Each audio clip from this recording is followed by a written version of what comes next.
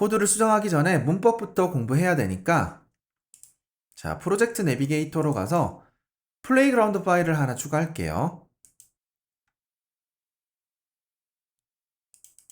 블랭크 플레이그라운드 하시고 이름은 그대로 두시고 create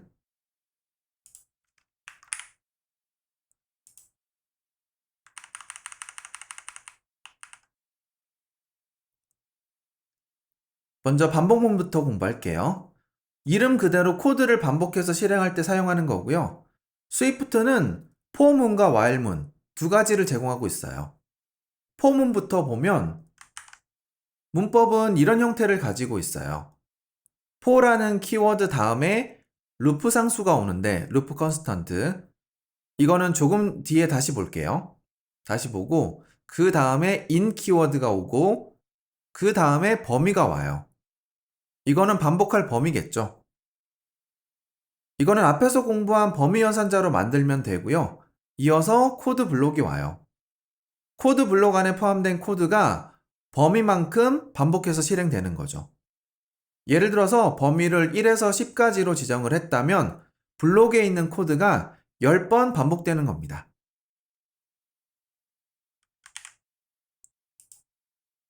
그러면 포문을 사용해서 hello를 10번 출력해 볼게요.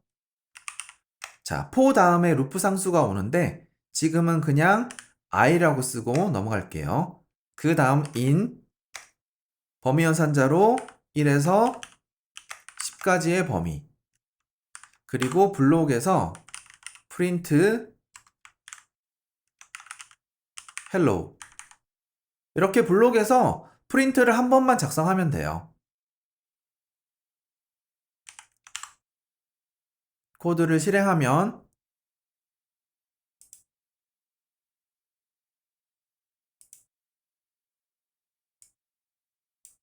자, 잠깐만 기다릴게요.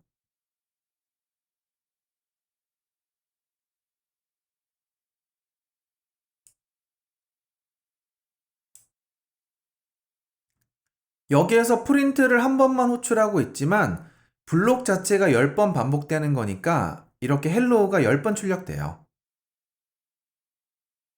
이렇고요. 이번에는 헬로우가 아니라 루프 상수 i를 출력해 볼게요. i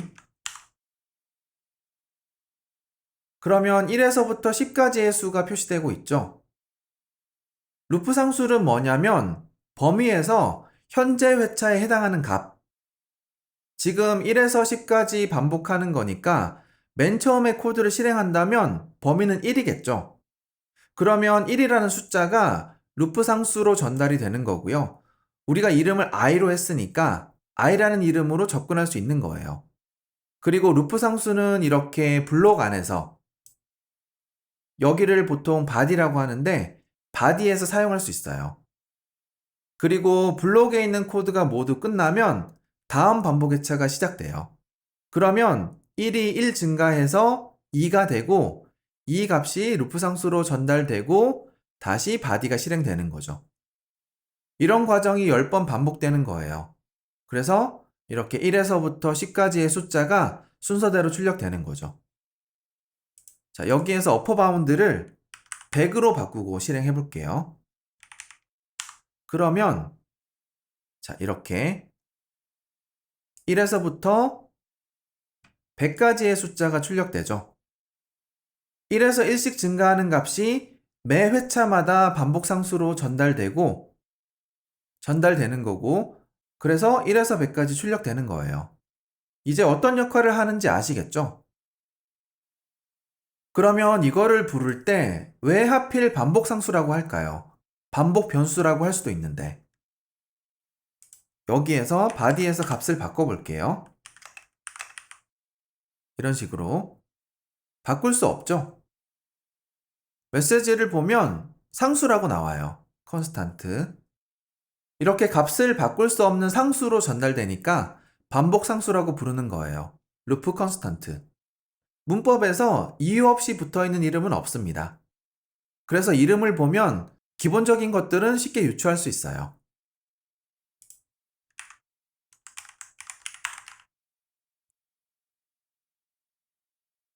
그러면 문법을 응용해서 간단한 코드를 구현해 볼 건데 가장 먼저 1에서 100까지의 합을 한번 구해 볼게요.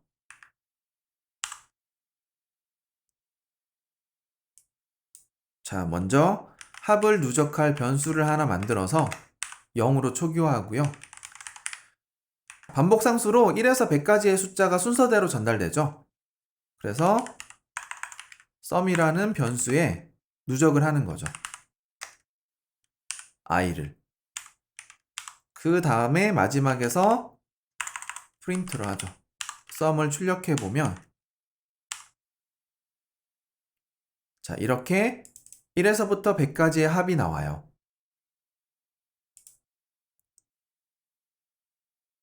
그러면 여기에서 챌린지를 하나 하고 가죠. 1에서부터 100까지의 짝수의 합과 홀수의 합을 각각 따로 한번 구해보세요.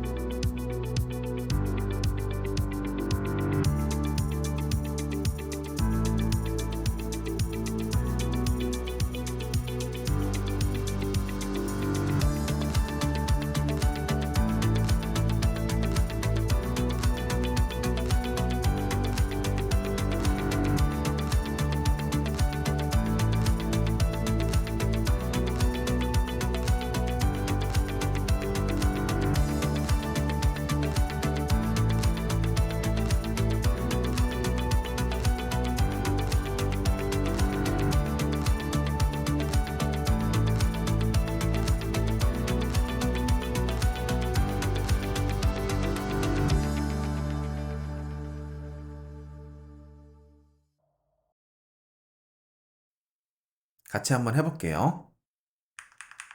자, 이 코드를 그냥 수정을 해도 되고, 근데 비교하는 게 좋으니까, 자, 여기까지 bar을 뺀 나머지 부분을 복사할게요. 그리고 홀수의 합을 구하고 싶다면, i의 값을 2로 나눴을 때, 1인 경우에만 누적하도록 하면 되겠죠? 그러면 홀수의 합이 출력이 될 거고요. 복사 붙여넣기 해서 짝수는 이거를 0으로 바꾸면 되는 거죠. 그러면 홀수의 합, 짝수의 합이 따로따로 출력이 될 겁니다. 자, 그리고 짝수인지 홀수인지 확인할 때는 이렇게 나머지 연산을 해도 되고요. 아니면 is multiple of라는 메소드를 사용해도 돼요. 결과는 똑같습니다. 이렇게 한다면 여기에서는 logical not으로 결과를 뒤집으면 되는 거죠. 그러면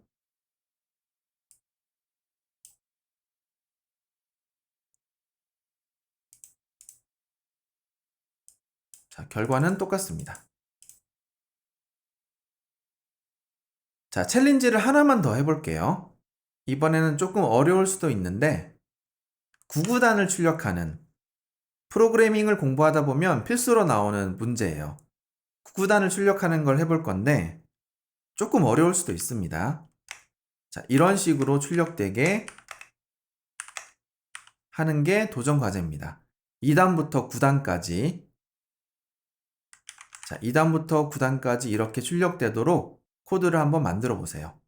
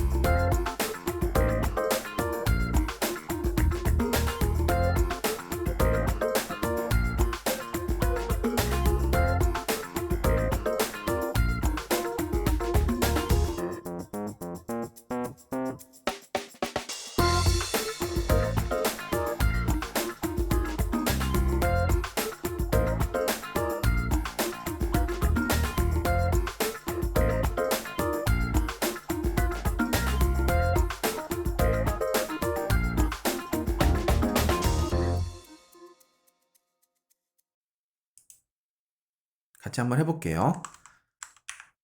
자, 이번에는 반복을 2번 돌아야 돼요. 제가 아까 어렵다고 했던 이유가 반복문을 2번 써야 하니까. 그래서 어렵다고 했던 거고요. 자, 일단 이거는 단이라고 할게요. 단은 2단부터 9단까지 돌 거고, 그 다음에 안에서 포문을 한 번 더 써야 돼요. 이거는 그냥 num이라고 할게요. 여기에서는 1에서부터 9까지. 그러면 어떻게 되냐? 바깥쪽에 있는 포문에서 body를 한번 실행할 때마다 얘는, 그러니까 안쪽에 있는 포문은 매번 9번씩 반복하는 거죠. 여기에서 프린트 스트링 인터폴레이션으로 단을 출력하고요.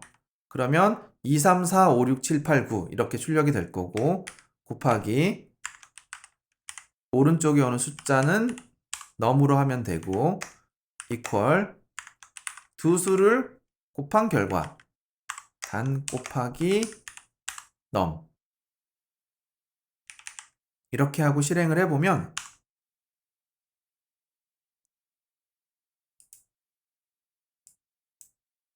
자, 콘솔을 보면 이렇게 9구단이 출력되어 있을 겁니다.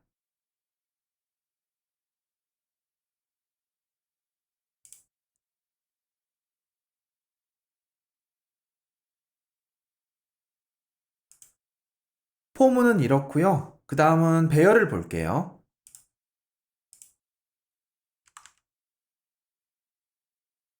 자, 코드를 일단 주석 처리하고 갈게요. 출력되는 결과 때문에 다른 결과를 확인하기 어려울 수도 있으니까.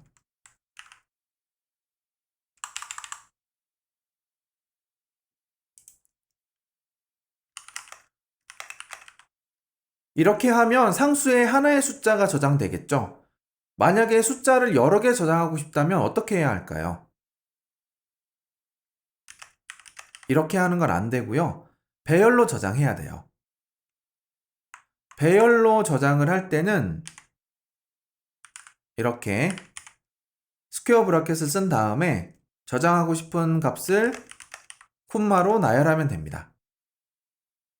그러면 A라는 상수에 1, 2, 3이라는 숫자가 한꺼번에 저장돼요. 이거를 배열이라고 하고요. 영어로는 array라고 합니다. array, 배열. 그리고 이렇게 여러 개의 값을 한 번에 저장하는 타입을 컬렉션이라고 하고요. 자, 이것도 한번 쓸게요. 컬렉션이라고 하고요.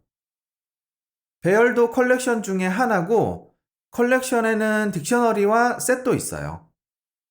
이런 것들은 저장하는 방식의 차이가 있는데 나머지 두 개는 나중에 공부하기로 하고요. 지금은 배열만 공부할게요. 배열의 특징부터 간단하게 정리해보면 배열의 값을 저장하면 순서대로 저장돼요. 1 뒤에 2가 저장이 되고 2 뒤에 3이 저장되는 거죠. 이런 거를 정렬된 컬렉션, 이렇게 표현을 합니다. 그리고 배열에는 하나의 타입만 저장할 수 있어요. 이게 무슨 말이냐면 지금은 숫자를 저장했죠? 그러면 이거는 숫자 배열이거든요. 여기에는 숫자만 저장할 수 있어요. 이렇게 하나를 문자열로 바꾸면 안 됩니다. 저장할 수 없어요. 물론 나중에 n이라는 범용 타입을 공부하고 나면 저장할 수도 있는데 지금은 하나의 타입만 저장할 수 있다. 이렇게 기억해 두세요. 다시 숫자로 바꾸고요.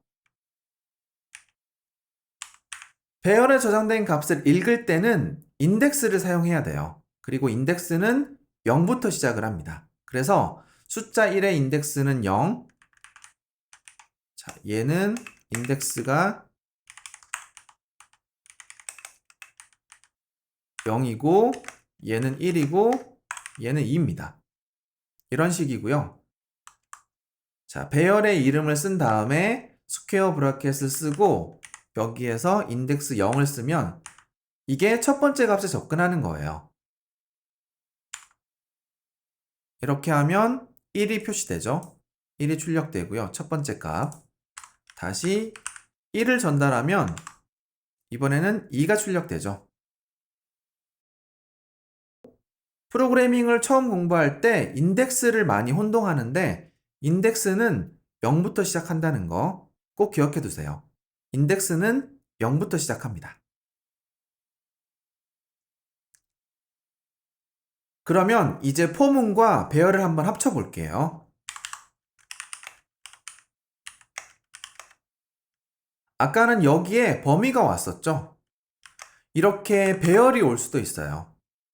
범위 대신 배열이 왔다고 해서 어려울 건 없습니다. 몇 번 반복되는지, 그리고 반복상수로 뭐가 전달되는지만 알면 돼요. 자, 일단 몇 번 반복될까요? 배열에는 숫자가 3개 저장되어 있죠? 그래서 3번 반복돼요. 그러면 반복상수로는 뭐가 전달될까요? 이것도 크게 어려운 게 없죠? 배열에 저장된 값이 순서대로 전달됩니다. 첫 번째 반복에서는 1, 두 번째 반복에서는 2, 세 번째 반복에서는 3. 이렇게 전달되는 거죠. 프린트로 한번 출력해 보죠.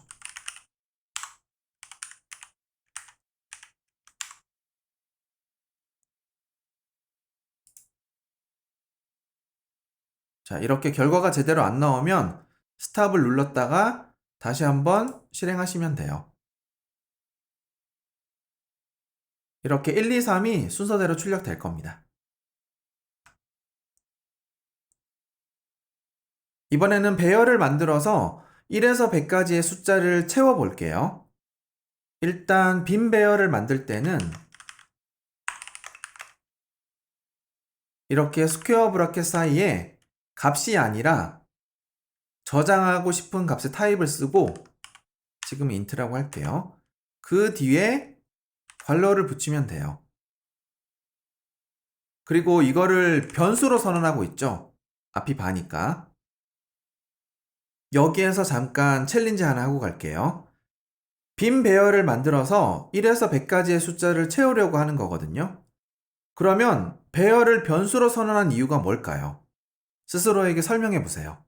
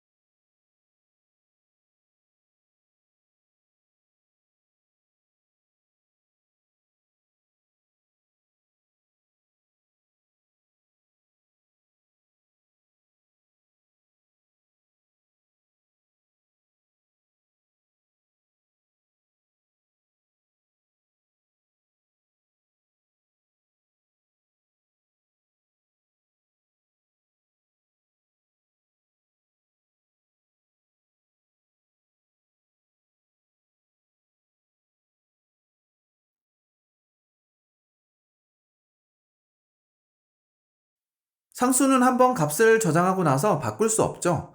배열도 마찬가지예요.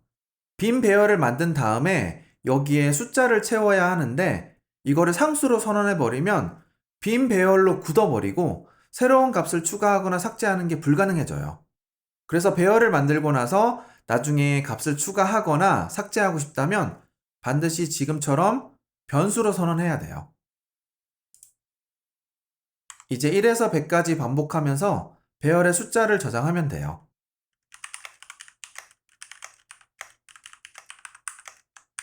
자, 이렇게 1에서 100까지 반복을 하면서 추가하면 되는데 배열의 새로운 값을 추가할 때는 이름으로 접근해서 .append라고 쓰고 괄호 안에 추가할 값을 전달하면 돼요. 지금은 num. 그리고 여기에서 이거를 프린트해서 출력해 볼게요. 자, 이렇게 100개의 값이 순서대로 저장되어 있어요. 저장된 개수를 정확히 확인해 보고 싶다면 자, 배열 이름 다음에 .count라고 쓰면 돼요. 그러면 100이라고 나오죠. 자, 다시 append를 보면 이거는 배열의 새로운 값을 추가하는 건데 항상 배열 마지막에 추가하는 거예요. 만약에 원하는 위치에 추가하고 싶다면 append가 아니라 이렇게 insert라고 쓰고요. 그러면 값을 2개를 전달해야 되거든요. 여기에 저장할 값, 그 다음에 여기에는 내가 저장하고 싶은 위치를 인덱스로 전달하면 돼요. 이렇게 0을 전달하면 아까랑 반대로 항상 맨 앞에 추가하는 거예요. 자, 주석 처리하고 이렇게 하고 실행해보면 맨 앞에 추가하는 거니까 이렇게 저장된 숫자가 반대로 저장되어 있어요.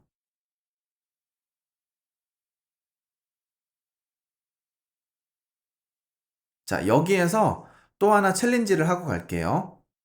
인설트로 해서 이렇게 하면 숫자를 내림차순으로 저장할 수 있는데 인설트를 쓰지 말고요. append를 써서 이렇게 저장되도록 코드를 수정해 보세요.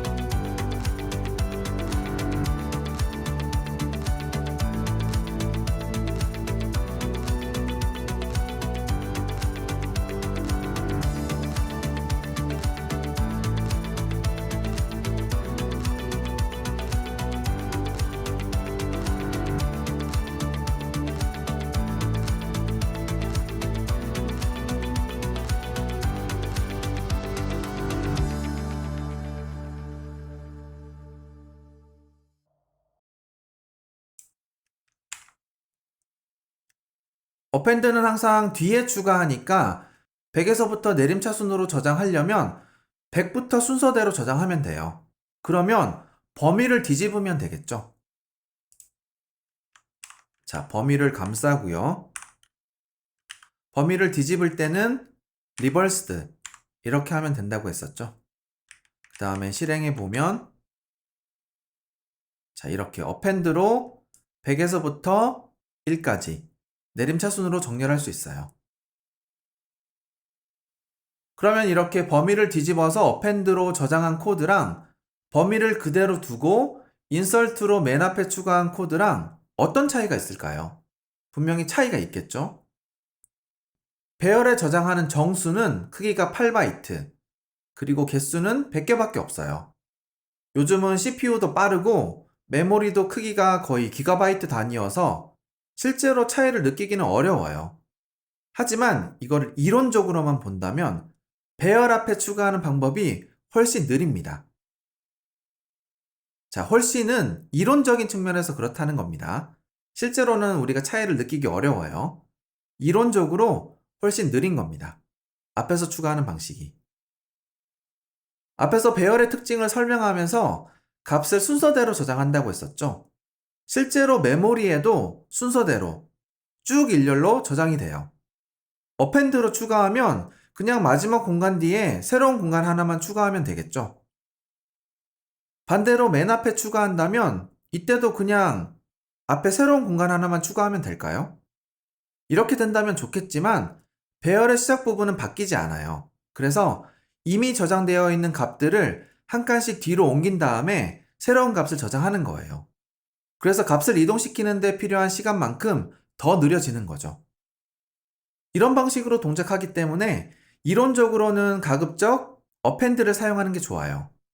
하지만 현실적으로는 큰 차이가 없기 때문에 어떤 걸 사용해도 괜찮아요. 상관이 없습니다. 값을 어떻게 저장하는지, 어떤 차이가 있는지만 이론적으로 알고 있으면 돼요. 자, 이번에는 조금 바꿔서 랜덤 숫자를 저장해 볼게요. 여기에서 루프 상수를 저장하는 게 아니라 랜덤 숫자를 저장하면 되고요. 위에서 하나 만들게요.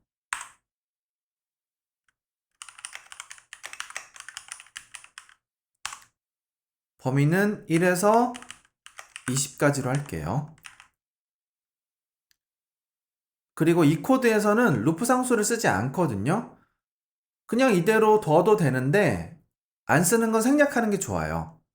우리가 앞에서 암기했던 패턴이 하나 있죠. if문에서 컨디션은 조건, 조건은 불림 표현식. 이번에는 새로운 걸 암기할게요. 생략은 언더스코어, 언더스코어는 와일드카드 패턴. 루프 상수를 사용하지 않는다면 이렇게 언더스코어 문자로 생략할 수 있어요. 그냥 이게 아니라 이렇게 해버리면 문법이 무너지는 거고요. 이렇게 하는 게 아니라 언더스코어 문자를 써서 생략을 하는 겁니다. 이렇게 필요 없는 요소를 생략하는 패턴을 와일드카드 패턴이라고 불러요. 와일드카드 패턴. 앞으로 이게 나올 때마다 반복해서 설명할게요. 여기에서는 패턴만 외우겠습니다. 생략은 언더스코어, 언더스코어는 와일드카드 패턴.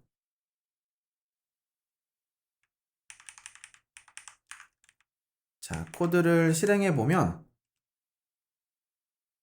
이제 배열에 랜덤 숫자가 저장되어 있어요. 근데 배열에 중복된 숫자도 있고 보시면 중복된 숫자가 여러 개가 있죠, 그죠? 중복된 숫자도 있고 정렬도 되지 않았어요. 배열에 저장된 값을 정렬하고 싶다면 여기에서